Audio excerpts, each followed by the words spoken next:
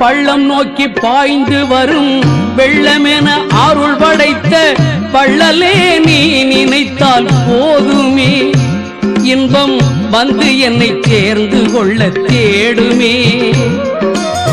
பள்ளம் நோக்கி பாய்ந்து வரும் வெள்ளமென அருள் படைத்த பள்ளலே நீ நினைத்தால் போதுமே, இன்பம் வந்து என்னை சேர்ந்து கொள்ள தேடுமே.